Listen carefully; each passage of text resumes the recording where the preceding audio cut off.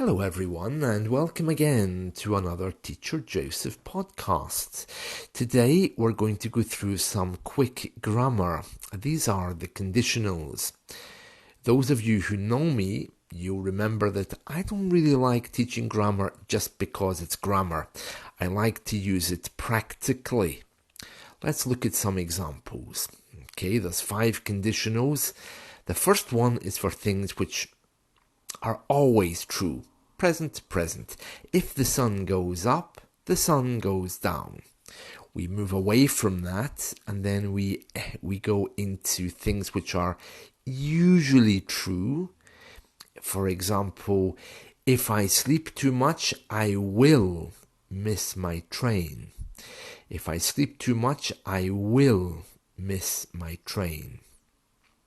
In that case, you had the present and the future. Right, so we're going to go again, and this time we're moving into the hypothetical.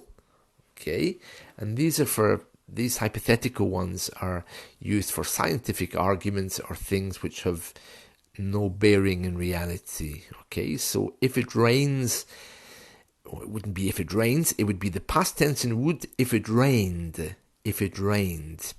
If it rained in Arabia today, it would be very unusual.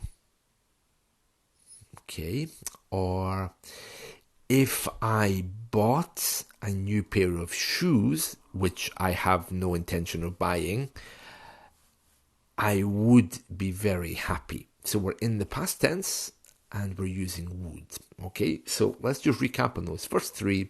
The 0 conditional is present, present.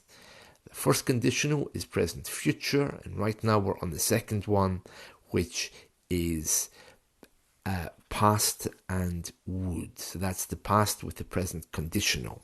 You don't really need to know what they're called, you just need to know how to use them. If you're going to use would, you have to use the past tense. For example, the one I just gave you there was, if I bought new shoes, I would be very happy. Okay, there's 2 left. Let's just quickly go through those. We're moving into the area of regret now. Okay, the last 2 are talking about what would have happened if we took certain actions. The third conditional, if I had looked at the map last night, I would have been home on time. If I had lived in Italy, I would have been learning Italian, or I would have learnt Italian in the past. So you can hear there, it's got a very firm ending of the past. It's made from the past perfect and the present perfect, but its ending is far away. It's not now. Let's just give you another example. If I had lived in Russia, I would have learned Russian in the past. Okay, so it's past perfect and present perfect with would.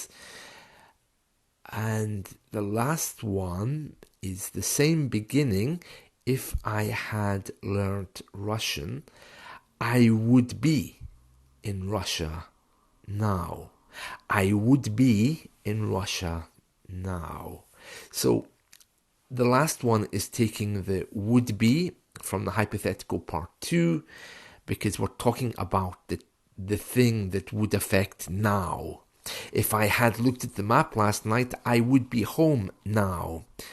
The one before, if I had looked at the map last night, I would have been home in the past. I would have been home earlier. Something in the past anyway. Maybe a good way to think about these conditionals is if you imagine a detective. He walks in and he says, door open, body on the floor. He's just connecting two present statements with the present tense, and then he looks and he says, if the killer is still in the building, I will find him. Okay, and then the next one, if he had planned this murder, then he would not leave any evidence. Yeah. And then it continues on and on and on. So this is a good way to meditate on the conditionals. Sometimes just taking a moment to sit down, quieten your mind and go through some examples is a good way to learn these, rather than simply trying to connect the dots, as we say in English.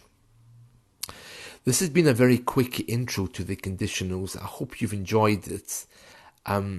Don't stress too much over grammar. It's better that you hear it and use it rather than worrying about what conditionals are called or what the passive voice is or whatever. But I hope this very general outline has helped you.